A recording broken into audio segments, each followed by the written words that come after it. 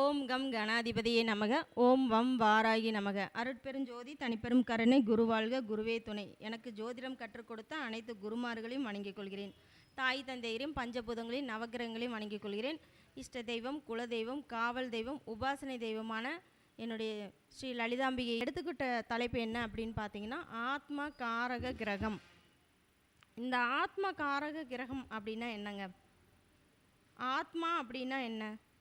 நம்மளுடைய உடலில் இருக்கக்கூடிய உயிர், அந்த உயிரில் இருக்கக்கூடிய ஆசைகள், இதை பற்றி சொல்லக்கூடியது தான் ஆத்மா காரகன். ஆத்மாவோட ஆசைகளை பற்றியும் குணத்தை பற்றியும் சொல்லக்கூடியது தான் இந்த ஆத்மா காரகன்.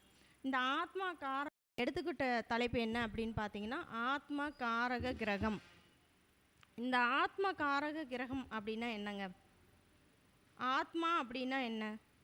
நம்மளுடைய உடலில் இருக்கக்கூடிய உயிர், அந்த உயிரில் இருக்கக்கூடிய ஆசைகள், இதை பற்றி சொல்லக்கூடியது தான் ஆத்மா காரகன். ஆத்மாவோட ஆசைகளை பற்றியும் குணத்தை பற்றியும் சொல்லக்கூடியது தான் இந்த ஆத்மா காரகன். இந்த ஆத்மா ஜாதகத்தில் நீங்கள் வேறு எந்த கிரகத்தை பார்த்தாலும் சூரியன் சந்திரனை வச்சே அவங்களுடைய ஜாதகம் வந்து ஜெயிக்குமா இல்லையா அப்படிங்கிற விஷயத்தையே சொல்லிடலாம். அப்போ பொதுவான கிரகம் அப்படின்னாலே இங்கே ஆத்மா காரகன் தான். அந்த ஆத்மா காரகன் என்ன செய்யும் அப்படின்னா, சரி, இப்போ ஆத்மா காரகன் அப்படின்னு சொல்லி நம்ம பொதுவாக சொல்கிறோம். இந்த ஆத்மா காரகன் தான் எல்லாத்துக்கும் உயிரை கொடுக்கக்கூடியது, ஒளியை கொடுக்கக்கூடியது. அதன் மூலமாக தான் நம்மளுக்கு பலன்களை கொடுக்குது. இப்போது ஜெய்மினி சூத்திரத்தில் பார்த்திங்கன்னா, ஆத்மா காரகன் அப்படின்னு நம்ம யாரை சொல்லுவோம் அப்படின்னம்னா, உங்களுடைய ஜனனகால ஜாதகத்தில் 12 கட்டங்கள்லேயும் 12 ராசிகள்லேயும் இருக்கக்கூடிய அந்த 9 கிரகங்கள், அந்த கிரகங்கள் வந்து ஒவ்வொரு கட்டத்துக்கும் 30 டிகிரியாக நம்ம வந்து பாகை கொண்டு தான் நம்ம அறிவிச்சிருக்கோம், அதாவது இப்போ சொல்லியிருக்கோம். அப்படி இருக்கும்போது ஒரு கிரகம் வந்து 30 டிகிரி ஒரு கட்டத்துக்கு அப்படிங்கும்போது 12 கட்டத்துக்கும் பார்த்திங்கன்னா 360 டிகிரி. அப்போது 30 டிகிரியில் அதிக பாகை கொண்ட கிரகம் எது அப்படின்னு நம்ம சொல்லணும். அப்போ 1 டிகிரி இருந்தாலும் அது வந்து ஒரு கிரகம் தான். 30 டிகிரியில் 29.9 இருந்ததுனாலும் அது வந்து அதிக பாகை டிகிரி தான். அப்போது இந்த கிரகம் வந்து அதிக பாகை உள்ள டிகிரி யாரோ அந்த கிரகம் தான் நம்மளுக்கு ஆத்மா காரகனாக செயல்படுவாங்க. இப்போ உங்களுடைய ஜாதகத்தில் நீங்கள் என்ன தான் முயற்சி பண்ணினாலும் இந்த ஆத்மா காரகன் என்ன பண்ணுவார் அப்படின்னா, உங்களுடைய வெற்றிக்கு காரணமாக அமைவார். சரிங்களா? அப்போ இந்த ஆத்மா காரகனை நம்ம எப்படி பயன்படுத்தணும்? நீங்கள் பயன்படுத்துறது ஆக்டிவேட் பண்ணணுங்கிற அவசியமே கிடையாது. அவரே உங்களுக்கு நல்ல வழியில் தான் கூட்டிகிட்டு போவார். ஆனால் நீங்கள் ஆக்டிவேட் பண்ணாத ஒரு விஷயம் என்ன அப்படின்னா, இதில் இருக்கிற கடைசி காரகமான, அதாவது குறைந்த டிகிரி பாகை உள்ள, குறைந்த பாகை உள்ள கிரகத்தை தான் நீங்கள் வந்து ஆக்டிவேட் பண்ணவே கூடாது அப்படிங்கிறது தான். ஏன்னா ஆத்மாகாரகன் வெற்றியை கொடுக்கும். ஆனால் அந்த கடைசியாக இருக்கக்கூடிய தாரகாரகன் என்ன பண்ணுவார்னா, குறைந்த அளவு பாகையுள்ள கிரகம் என்ன பண்ணும் அப்படின்னா, அது சார்ந்த உறவுகள் வழியாக ஒரு ஆசையை தூண்டும், ஒரு பகையை கொடுக்கும். நம்மளை வந்து இழுத்துக்கிட்டே, அவங்க தான் வந்து கூடவே உடனே இழுத்துக்கிட்டே போகும். அந்த சார்ந்த வழியில் நம்மளுக்கு அதிக ஆசைகள் இருக்கும், அதிக எதிர்பார்ப்புகள் இருக்கும். அப்போ நம்ம போகும்போது என்ன ஆகும் அப்படின்னா, அது போய் கடைசியில் ஒரு பெரிய சிக்கல்லையோ ஒரு பெரிய இழப்பையோ ஒன்று கொடுத்துரும். அந்த இழந்ததுக்கு அப்புறம்தான் இது நம்மளுக்கு யூஸ் ஆகாது அப்படிங்கிற ஒரு விஷயமே நம்மளுக்கு தெரியும். அதுக்கு வந்து இந்த ஆத்மாகாரகன் என்ன பண்ணுவார்னா, இது தடைப்படுறதுக்காக இடையில வருவார், காப்பாற்றுறதுக்கு துடிப்பார். ஆனால் நம்ம விடுவோமா? எது மேலே நம்மளுக்கு அதிக பாசம் அதிகமாக இருக்குதோ, எது மேலே நம்ம எதிர்பார்ப்புகள் அதிகமாக வச்சுருக்கோமோ, அந்த காரக உறவு தான் பார்த்திங்கன்னா, நீங்கள் நல்லா உங்களுடைய ஜாதகத்தில் அனலைஸ் பண்ணி பாருங்கள், குறைந்த அளவு பாகை டிகிரியாக இருக்கும். அப்போ குறைந்த அளவு பாகை உள்ளது வந்து அதிக ஆசை ஏற்படுத்தி ஒரு ஏமாற்றத்தை கொடுத்துரும், ஒரு அவமானத்தை கொடுத்துரும், ஒரு சிக்கல்லாம் மாட்டி விட்டுட்டு எஸ்கேப் ஆயிரும், நான் ஜெயிச்சிட்டேன் அப்படின்னு சொல்லிடும். ஆத்மாக்காரகன் துடிப்பார், நம்மளுக்கு வந்து இடையில வந்துட்டு நல்ல ஆலோசனையெல்லாம் சொல்லுவார். ஆனால் நம்ம கேட்போமா? கேட்க மாட்டோம். இந்த கடைசியாக இருக்கக்கூடிய இந்த தாரகாரகனை தான் நம்ம என்ன பண்ணுவோம்? அவங்க சொல்கிறது தான் நம்ம எதிர்பார்த்து கடைசியில் ஏமாந்து போய் ஒரு பெரிய சிக்கல்லையோ ஒரு பிரச்சனையிலையோ உண்டாக்கிய பிறகு தான் நம்மளுக்கு எது வந்து கடைசியில் அது தெரியும் அப்படிங்கிறது தான். சரி, இந்த ஆத்மா காரகன் அப்படிங்கிறது தான் நம்ம அதிக பாகை டிகிரின்னு சொல்லிட்டோம். அடுத்தது இரண்டாவதாக பார்த்தீங்கன்னா அமத்தியக்காரகன்னு சொல்லுவாங்க. இது பார்த்தீங்கன்னா ஆத்மகாரகனுக்கு அடுத்தபடியாக இருக்கக்கூடிய, அதாவது அதிக பாகை உள்ள கிரகங்களில் அடுத்தபடியாக அதிக பாகை உள்ள ஆத்மகாரனுக்கு அடுத்தபடியாக இருக்கக்கூடிய கிரகம் தான் இந்த அமத்தியக்காரகன். இந்த ஆத்மகாரகன் ஒரு வழியில் விடாம்படியாக தொடர்ந்து வந்து நம்மளுக்கு வந்து ஒரு ஆலோசனை கொடுத்துக்கிட்டே இருப்பார். இந்த அமத்தியக்காரகன் என்ன பண்ணுவார், அவரும் வருவார் இடையில நீங்கள் இதை செய்யாத, இதை பண்ணாத அப்படின்னு பிரச்சனை ஆகிடும் அப்படின்னு அவரும் வந்து நம்மளுக்கு துணையாக இருப்பார். இப்போ அந்த தொழில் எதுனா தொழில் மற்றும் பணியை குறிக்கும் அமைச்சராக இருப்பார். இப்போ ஆத்மாக்காரகன் தான் ராஜா, ஜாதகத்திலேயே ராஜா, காட்டுக்கு ராஜா, நம்மளுடைய வீட்டுக்கு ராஜா அப்படின்னாலும் இந்த அமத்தியக்காரகன் அமைச்சர் ஒரு ஆலோசனை கொடுத்துக்கிட்டே இருப்பார். நீ இதில் போகாத, இந்த வழிக்கு போகாத அப்படின்னு சொல்லுவார். பட் நம்ம கேட்போமா? கேட்க மாட்டோம். தொழில் மற்றும் பணியை குறிக்கூடிய அமைச்சராக செயல்படக்கூடியவர் தான் இந்த இரண்டாவது டிகிரி உள்ளவர். அதற்கடுத்து டிகிரி அதிக பாகையிலேயே அப்படியே வேறு வரிசையில் எழுதிட்டே வாங்க, அடுத்தடுத்த டிகிரி யார் இருக்காங்க அப்படின்னு. முதல்ல ஃபஸ்ட்டு என்ன எழுதணும்? ஆத்மகாரகன், அவர் தான் அதிக பாகை உள்ள டிகிரி. சரிங்களா? அதிக பாகை உள்ள கிரகம். அடுத்தது அதற்கு அடுத்து இருக்கக்கூடிய இரண்டாவது கிரகம் வந்து அமத்திய கிரகன் அப்படின்னு. அடுத்தது வந்து மூன்றாவது, அதற்கு அடுத்த டிகிரி அதிக பாகை உள்ளது வந்து யார் அப்படின்னா பத்ருகாரகன் அப்படின்னு நம்ம சொல்லுவோம். சகோதரர் மற்றும் குருவை குறிக்கக்கூடியது. உங்களுக்கு நல்ல ஒரு குரு என்ன பண்ணுவாருங்க, ஆலோசனை கொடுப்பாரு, வழிகாட்டுதலை கொடுப்பாரு, நல்ல பண்புகளை சொல்லி கொடுப்பாரு. அதுபோக நம்ம சகோதர உறவுகள் எப்படி இருக்கும் அப்படிங்கிறது இந்த பத்ருகாரகனை வச்சு நம்ம கண்டுபிடிச்சிடலாம். அடுத்து இருக்கக்கூடியது பார்த்திங்கன்னா நாலாவதாக இருக்கக்கூடியது மாத்ருகாரகன். இவர் என்ன பண்ணுவார் அப்படின்னா தாய் மற்றும் தாயகத்தை, நம்மளுடைய வீடு பூர்வீகம், தாயோட வீட்டு தாய் வழி உறவினர்கள், நம்மளுடைய அம்மாவை பற்றி குறிக்கக்கூடிய விஷயங்கள், தாய் அன்பு கிடைக்குமா, தாயோட சப்போர்ட் கிடைக்குமா, தாயார் வழியில் நம்மளுக்கு சொத்து கிடைக்குமா அப்படிங்கிறத சொல்கிறதெல்லாம் யாருங்க? இந்த நாலாவதாக இருக்கக்கூடிய மாத்ருகாரகன் தான் சொல்லுவாங்க. அடுத்தது பார்த்திங்கன்னா பித்ருகாரகன் சொல்லுவோம். இந்த பித்ருகாரகன் வந்து அடுத்தது ஐந்தாவதாக நீங்கள் வரிசையில் எழுதிட்டு வர்றதுல ஐந்தாவது இடத்த பிடிக்கிறது யாருங்க? இந்த பித்ருகாரகன் தான். இந்த தந்தை மற்றும் மூதாதையரை குறிக்கக்கூடியது. அதே போல் நம்மளுக்கு வந்து பித்ரு அப்படின்னு சொன்னாலே யாருங்க? முன்னோர்கள். அப்போ இந்த முன்னோர்கள் நம்மளுக்கு பாவத்தை கொடுக்குறாரா, இல்லை புண்ணியத்தை சேர்த்து வச்சுட்டு போயிருக்காங்களா, இல்லை முன்னோர்களோட சாபம் இருக்குதா, இல்லை முன்னோர்கள் வந்து நம்மளுக்கு என்ன விஷயத்த கொடுக்குறாரு, முன்னோர்கள் நம்மளுக்கு என்ன கொடுத்துட்டு போயிருக்காங்க அப்படிங்கிற தந்தை மற்றும் நம்மளுடைய தந்தை வழி பாட்டனார் முன்னோர்களை பற்றி குறிக்கக்கூடியது தான் இந்த பித்ருகாரகன். அடுத்தது பார்த்திங்கன்னா புத்திரகாரகன், அதாவது குழந்தைகள். புத்திரம் அப்படின்னாலே குழந்தைகள். அந்த குழந்தைகளையும் மாணவர்களையும் குறிக்கக்கூடியது. நம்ம மாணவராக இருக்கும்போது அல்லது நம்ம குருவாகி நம்ம மாணவர்கள் யார் இருக்காங்க அப்படிங்கிறத குறிக்கக்கூடியது தான் நம்மளுடைய குழந்தைகளை பற்றி. நம்மளுக்கு புத்திர தோஷம் இருக்கா, அல்லது நம்மளுடைய குழந்தைகள் நம்மளுடைய பேச்சு கேட்பாங்களா, இல்லை நம்ம குழந்தைகள் வந்து குழந்தைகளால் நம்மளுக்கு பெருமை கிடைக்குமா, அல்லது நம்மளுக்கு குழந்தைகள் வந்து நம்மளை பிற்காலத்தில் நம்மளை பார்த்துக்குவாங்களா, இந்த விஷயமெல்லாம் இந்த பத்ருகாரகன் அதாவது புத்திரகாரகனை வச்சு தான் நம்ம சொல்ல போகிறோம். ஆறாவது. அடுத்தது பார்த்திங்கன்னா ஞாதிகாரகன்.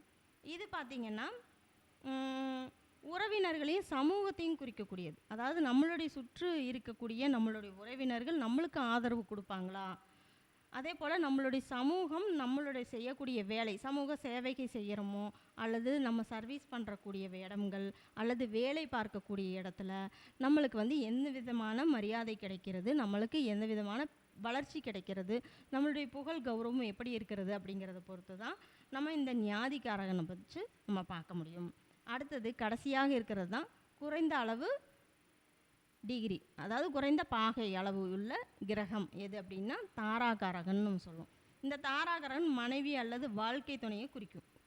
கணவன் அல்லது கணவனாக இருந்தால் மனைவியையும், மனைவியாக இருந்தால் கணவனையும். நம்மளுடைய எதிர்கால வாழ்க்கை எப்படி இருக்குது, நம்மளுக்கு வாழ்க்கை துணை எப்படி அமைவாங்க அப்படிங்கிறத நம்ம இந்த தாராகாரகனை வச்சு தான் நம்ம வந்து சொல்ல முடியும்.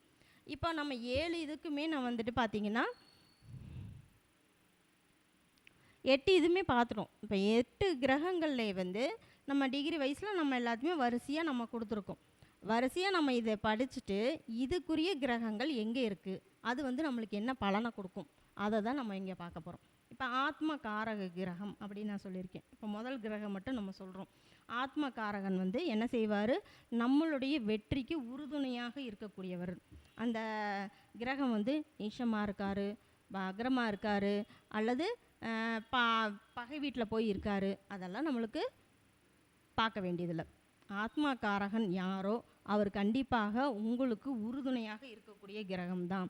அவர்னால நம்மளுக்கு ஒரு நல்ல விஷயம் நடக்கும் அப்படிங்கிறதான். இப்போ ஆத்மாக்காரகன் வந்து சூரியனாக இருந்தால் என்ன பண்ணும்? தந்தை வழி ஆதரவு கிடைக்கும், தந்தையோட சொத்துக்கள் கிடைக்கும், தந்தையோட ஆலோசனை கிடைக்கும், இப்போ அரசு வழியில் நம்ம எதிர்பார்த்த கடன் கிடைக்கும்.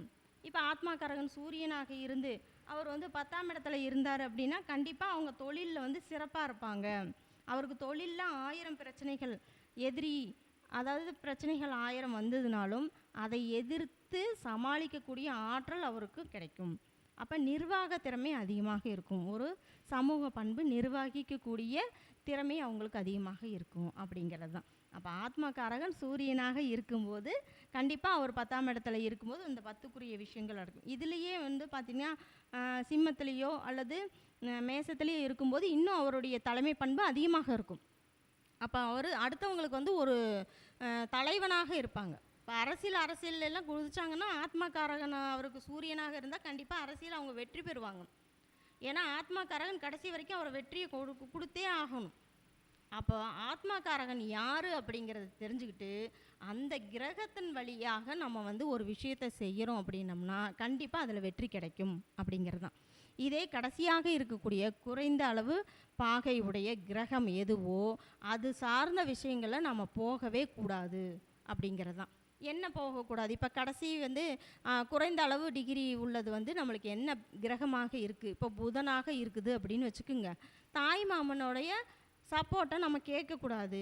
அதே போல் ஆவணங்களை பற்றி ஒரு சொத்து வாங்குகிறோம், உங்களுடைய பேரில் நீங்கள் அந்த சொத்தை எழுதுறீங்க, ஒரு ஆவணங்கள் நீங்கள் வந்து படிக்கிறீங்க, இல்லை படிப்பு விஷயமா நான் வந்து சார்ந்து நான் நிறைய வெளிநாட்டில் போய் படிக்க போகிறேன் அப்படிங்கிற விஷயம்லாம் நீங்கள் பண்ணிங்கன்னா அதில் ஒரு ஆசையை கொடுத்து அதன் மூலமாக உங்களுக்கு ஒரு திருப்தியற்ற சூழ்நிலையை உருவாக்கிவிடும்.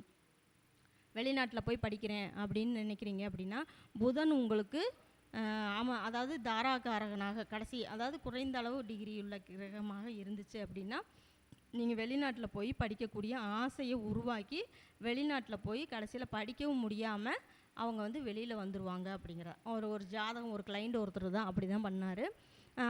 அந்த கிளைண்ட்டுக்கு வந்து என்னன்னா அவங்க அதாவது இந்த விஷயம்லாம் முடிச்சுட்டு தான் வந்தார். அவங்க என்ன கேட்டாங்கன்னா, ஏன் வெளிநாட்டில் போய் என்னால் படிக்க முடியல? அவங்க இத்தனைக்கும் சர்ஜன், ஒரு எம்பிபிஎஸ் படிக்கிறதுக்காக தான் வெளிநாட்டில் போய் படிக்க போனாங்க. அதுக்கு வந்து விசா இதெல்லாம் எடுத்து எல்லாமே முடித்து அவங்க வந்து வெளிநாட்டுக்கும் போயிட்டாங்க. ஆனால் படிப்பில் பார்த்திங்கன்னா அவங்களுக்கு வந்து அதிக நாட்டம் இல்லை. அதாவது அவங்களால படிக்க முடியல. அதையே எனக்கு இது வேண்டாம். இத்தனைக்கும் வந்து வெளிநாட்டிலலாம் நம்ம போய் படிக்கணும்னா முன்னாடியே பணம் கட்டணும். இங்கே மாதிரி வந்து செமஸ்டரப்போ கட்டினா போதும் அப்படிங்கிற மாதிரிலாம் கிடையாது.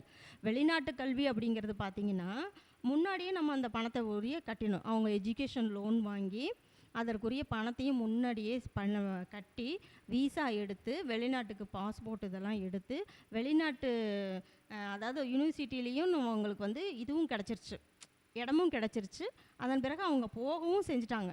இது எல்லாம் கொடுத்துட்டாங்க. எப்படின்னா அது அவங்களுடைய ஆசை. அந்த ஆசையினால் அவங்க எல்லாமே போயிட்டாங்க. ஆனால் படிக்க முடியல அவங்களால. புதன் அப்படிங்கும்போது அந்த படிப்புக்குரிய ஞானம் படிப்பறிவு மட்டும்தான் கொடுத்துருக்காங்க. ஆனால் வந்து படிக்கக்கூடிய அந்த சூழ்நிலை அவருக்கு அங்கே அமையலை. அவர் என்ன பண்ணிட்டாரு, பயம், ஒரு வித பயம் வந்துருச்சு. ஏன்னா இங்கே குறைந்த அளவு டிகிரி உங்கள் புதன் தான். அப்போ அவர் என்ன பண்ணியிருக்காரு, இவங்களை ஆசையை தூண்டி இவங்க வெளிநாட்டு வரைக்கும் போக வச்சிட்டார். இடத்தையும் கொடுத்தார். அதாவது வெளிநாட்டு கல்வியில் உங்களுக்கு வந்து சீட்டு கிடைக்கிறதுங்கிறது பெரிய விஷயம். அப்போ அதுவும் கொடுத்துட்டாரு. ஆனால் அவர்னால் வந்து தொடர்ந்து அவரால் போக முடியல, அவர்னால அங்கே நிலையை இருக்க முடியல.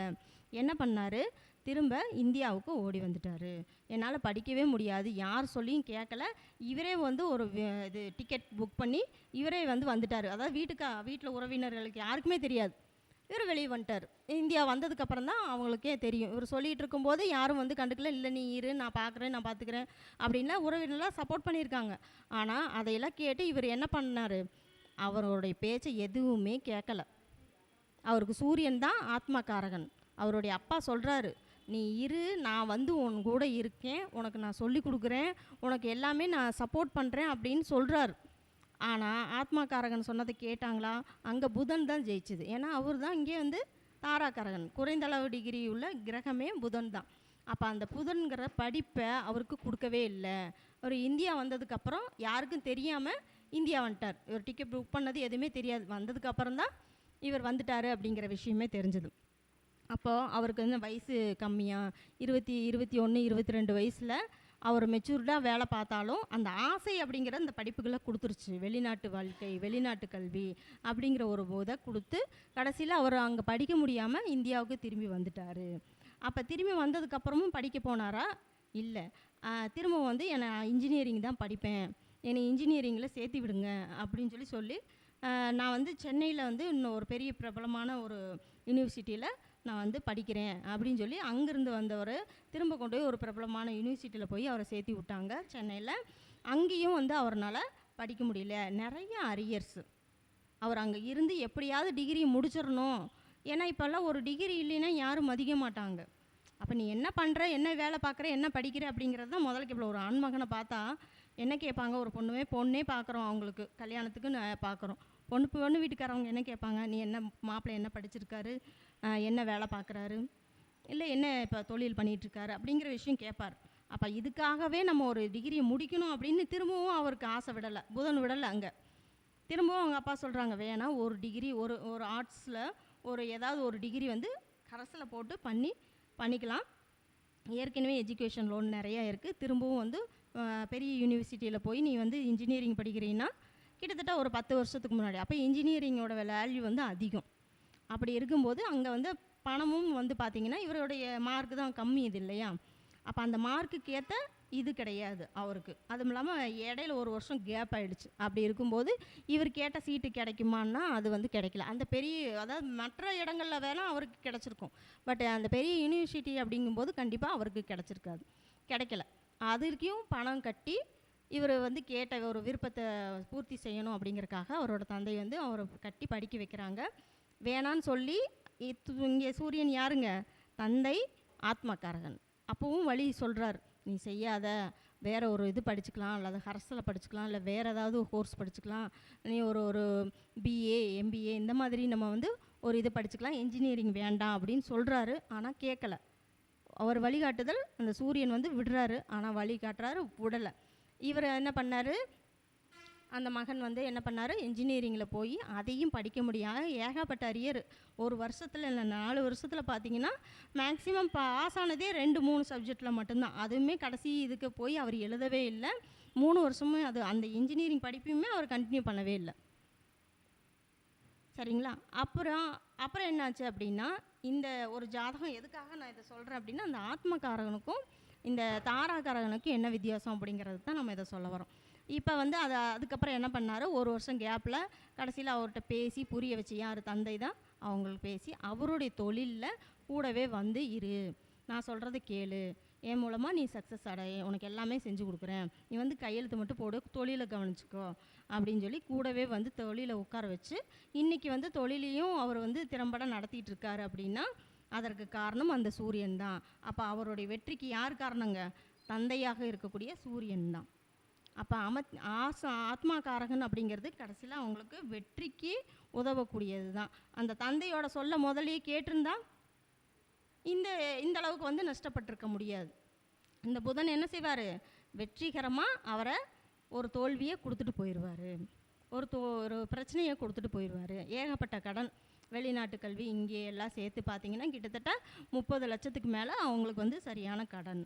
அந்த கடனை இன்னும் கட்டிக்கிட்டு தான் இருக்காங்க. 10 வருஷமாக உங்களுக்கு எஜுகேஷன் லோனுங்கும்போது எவ்வளவு ஆகும், அதுபோக வெளிநாட்டு கல்விக்கும் 30 லட்சம் அப்படிங்கும்போது ஒரு வீட்டு லோன் மாதிரி கிட்டத்தட்ட அது ஒரு லாங் பீரியடாக தான் வாங்கியிருப்பாங்க. அப்போ இன்னும் வரைக்கும் அதை கட்டிக்கிட்டு இருக்காரு. அது யார் கட்டுறாருன்னா அவளோட தந்தை தான் கட்டிகிட்டு இருக்காரு. கூட வந்து இவர் இருக்கிற வரைக்கும் அவருக்கு கூடவே இருந்து அந்த தொழிலை கற்றுக் கொடுத்து தொழில் மூலமாக ஒரு இதை கொடுக்கறது அப்படிங்கிறது வந்து இந்த ஆத்மாகாரகன் தான் அவருக்கு வழி கொடுத்துருக்கு அப்படிங்கிறது தான். ஆக ஆத்மாகாரகன் அதிக பாகை உள்ள கிரகம் எது, அது சார்ந்த உறவுகள் வழியாக கண்டிப்பாக உங்களுக்கு சப்போர்ட் பண்ணும். இப்போ ஆத்மாகாரகன் சூரியனாக இருந்துச்சுன்னா சூரியன் பேருள்ள ஒரு ஒரு ஒரு உறவினரோ அல்லது நண்பர்களோ கண்டிப்பாக உங்களுக்கு வந்து உதவி செய்வாங்க. ராஜா, ராஜசேகர் அல்லது கதிரவன், கதிர், ஆதவான் அந்த மாதிரியான பெயர்கள் உள்ள சூரியன், சூர்யா அப்படிங்கிற பேரில் இருக்கிற அந்த கிரகத்துக்குரிய வகையில் அந்த உறவினர்கள் கண்டிப்பாக அவருக்கு வந்து ஒரு சப்போர்ட் பண்ணுவாங்க. இங்கே அவருடைய தந்தை பேர் என்ன அப்படின்னா ராஜன், ராஜசேகர் அப்படிங்கிறது அவருடைய தந்தை பேர். அப்போ அவங்க தான் உங்களுக்கு அந்த வெற்றிக்கு உறுதுணையாக இருக்கக்கூடியவங்க. அப்போ உங்களுடைய ஜனனகால ஜாதகத்தில் அதிக பாகை உள்ள டிகிரி, அதாவது அதிக பாகை உள்ள கிரகம் எது, குறைந்த பாகை உள்ள கிரகம் எது அப்படிங்கிறத பார்த்துட்டு அதிக பாகை உள்ள கிரகத்துக்கு வழியே இருக்கக்கூடிய உறவினர்களையும் நண்பர்களையும் நீங்கள் ஏற்றுக்குங்க, அவங்களோட ஆலோசனையை ஏற்றுக்கொள்ளுங்கள் அப்படிங்கிறது தான். இதே வந்து குறைந்த அளவு டிகிரி இருக்கக்கூடிய கிரகம் வழியாக இருக்கக்கூடியவங்க அந்த பேர் பார்த்திங்கன்னா, இப்போ புதன் அப்படிங்கும்போது அவருடைய பேர் என்னவாக இருக்குங்க, யாராவது ஒருத்தர் வந்து ஆசை தூண்டுவாங்க, நண்பர்கள் தான் ஆசை தூண்டியிருப்பாங்க. புதன்கும் போது நண்பர்கள் தான், தாய் மாமன் தான். அப்போ நண்பர்கள் தான் அவருடைய ஆசையை தூண்டிருந்தாங்க. அந்த நண்பர்லேயே அவரோட பேர் என்னங்க, சவுந்தர பெருமாள். அவருடைய பேர் சவுந்தர பெருமாள். அப்படிங்கும்போது அங்கே பெருமாள் வந்துட்டார் புதனுங்கும்போது. அப்போ அந்த அவருடைய ஃப்ரெண்டை பார்த்தீங்கன்னா சவுந்தர பெருமாளுங்கிற பையன்தான் வந்து அவங்களுக்கு ஆசையை தூண்டி வெளிநாட்டில் போய் படிக்கலாம் அப்படிங்கிற ஒரு ஆசையை கொடுத்தது. அப்போ அந்த பேர்லேயே உங்களுக்கு அது தெரிஞ்சிடும், எந்த கிரகம் வந்து உங்களுக்கு குறைந்த அளவு பாகை இருக்குதோ அந்த கிரகத்துக்குரிய பேரை வச்சு, இந்த நேமை வச்சு இந்த ஆசை இவங்க மூலயமாக இந்த உறவுக்கு போகக்கூடாது அப்படிங்கிற ஒரு நல்ல ஜோசியரை அணுகி நீங்கள் இதை வந்து குறிப்பாக பார்த்துக்கிறது மிக நல்லது அப்படின்னு அர்த்தம். என்னுடைய உரைவை இதோட நிப்பாட்டிக்கிறேன். என்னுடைய பெயர் ஸ்ரீமதி கவிதா சக்திவேல், திருப்பூர் மாவட்டம். என்னை வந்து ஓம் ஸ்ரீ சக்திவேல் ஜோதிட நிலையம் அப்படிங்கிற ஒரு விஷயத்த அவினாசி ரோட்டில் நான் வந்து ஆஃபீஸ் போட்டு பார்த்துட்ருக்கேன். பாரம்பரியம், எண்கணிதம், நாடிமுறை, கைரேகை, ஜாமக்கோல் பிரசனம், இது எல்லாமே நாங்கள் பார்த்துட்ருக்கோம். இது போக ஜாதக நோட்டு எழுதியும் கொடுக்குறோம். நானும் ஈஸ்வரி ராஜ் 2 பேரும் சேர்ந்து திருப்பூர் சகோதரிகள், அதாவது ஸ்ரீ லலிதாம்பிகை ஜோதிட ஆய்வகம் திருப்பூர் சகோதரிகள்ங்கிற இதை வந்து நாங்கள் நிர்வகித்து நாங்கள் இது வரைக்கும் 13வது கருத்தரங்க வரைக்கும் இன்றைக்கி இனிதாக சுபமாக நிறைவு பெற்றது அப்படிங்கிறத நாங்கள் மகிழ்ச்சியோடு தெரிவிச்சுக்கிறோம். இது போக நாங்கள் 2 பேருமே வந்து பார்த்திங்கன்னா அடுத்தடுத்து வகுப்புகள், ஜோதிட வகுப்புகள்லாம் நாங்கள் ஃப்ரீயாக பண்ணிகிட்ருக்கோம். அது போக கட்டண வகுப்பும் பண்ணிகிட்ருக்கோம். இது வரைக்கும் ஏகப்பட்ட, அதாவது நிறைய வகுப்புகள் எடுத்திருக்கோம். அடுத்தடுத்து வகுப்புகளும் போய்கிட்டு இருக்கு. ஆன்லைனில் வகுப்புகள் படிக்கிறவங்க நீங்கள் எங்களை காண்டாக்ட் பண்ணலாம். என்னுடைய ஃபோன் நம்பர் பார்த்தீங்கன்னா 9751849308 என்ற எண்ணுக்கு கூப்பிடுங்க. இன்னொரு நம்பர் பார்த்தீங்கன்னா 9994031853 அப்படிங்கிற இந்த 2 நம்பரில் நீங்கள் யாருக்கு வேணாலும் கூப்பிட்டு நீங்கள் படிக்கணும் அப்படின்னு விருப்பப்பட்டீங்கன்னா, ஜோதிடம் படிக்கணும் அப்படின்னு விருப்பப்பட்டீங்கன்னா கண்டிப்பாக நீங்கள் எங்ககிட்ட பார்க்கலாம். ஜாதகம் சம்மந்தமாகவும் நீங்கள் எங்கிட்ட கன்சல்டன்சிங் பெற்றுக்கலாம் அப்படிங்கிறது தான். நன்றி, வணக்கம்.